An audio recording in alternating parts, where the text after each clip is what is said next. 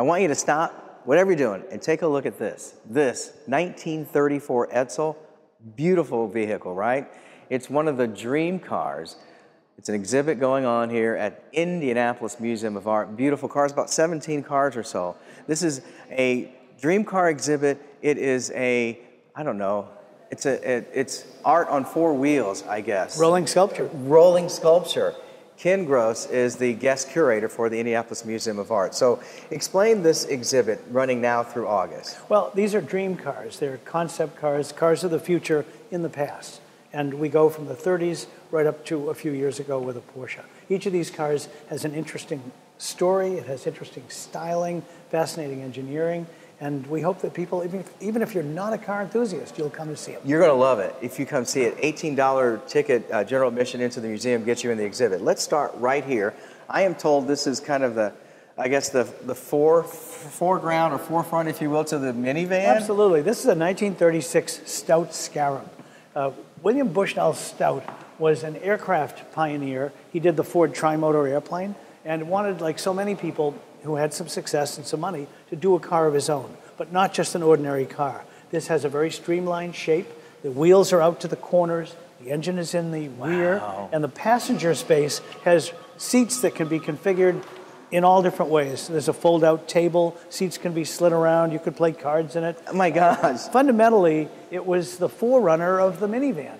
And, but people didn't recognize it as such. You know, cars in 1936 were somewhat boxy, and this was a radical concept. Okay, now look, you said that radical. This looks really radical to me. 1948, what is this? This is a Tasco. And Tasco stands for the American Sports Car Company. And this car was designed by Gordon Burig, who designed cars for Auburn, Cord, and Duesenberg in Auburn, Indiana. And this was an attempt by Burig and several partners to build a post-war American sports car. There's a Mercury chassis and a souped-up engine. And the wheel, I mean, the wheel covers almost looks like a motorcycle. Well, truly, and those front wheels turn.